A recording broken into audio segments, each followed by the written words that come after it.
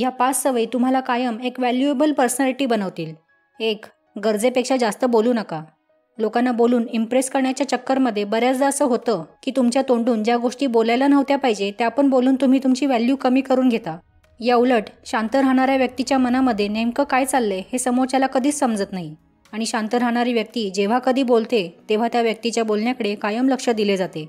Smart लोक ही कायम जास्त ऐकण्यावर भर देतात, बोलण्यावर नाही. आणि ते जेव्हा बोलतात तेव्हा फक्त मुद्द्याचं आणि महत्त्वाचंच बोलतात, वायफळ बडबड करत नाहीत. 2. डिस्टन्स मेंटेन करा. नातेवाईक असो किंवा मित्रमंडळी असो, वारंवार त्यांच्या घरी जाणे टाळा. उठसूट लोकांच्या घरी जात बसाल तर तुमची व्हॅल्यू आपोआपच कमी होत जाते.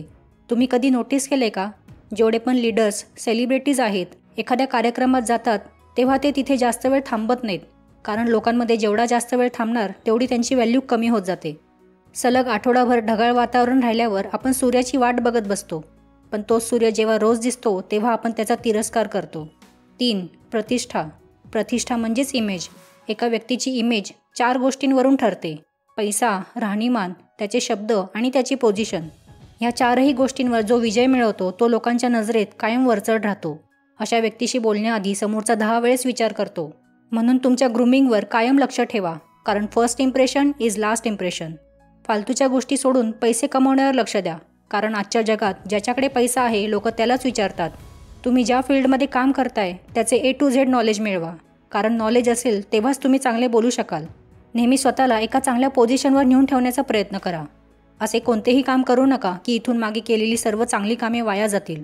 एक चांगले पद किंवा पोझिशन तुम्हाला कायम सन्मान मिळवून देते. तुमच्या शब्दांना एवढी व्हॅल्यू प्राप्त होते की बरीचशी कामं फक्त तुमच्या बोलण्यानेच होऊन जातात. 4. आर्ग्युमेंट करत बसू नका.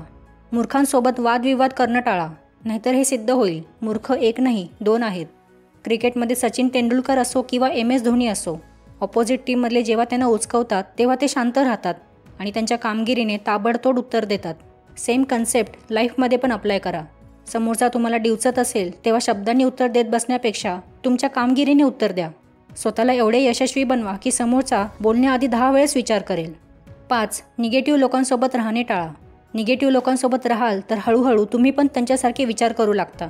जे लोक त्यांच्या फील्डमध्ये बेस्ट आहेत, ज्यांनी काहीतरी चांगली कामगिरी केली आहे, लाईफमध्ये काहीतरी अचीव केले आहे, अशा लोकांच्या सोबत राहा. तुम्हाला रोज नवीन काहीतरी शिकायला मिळेल.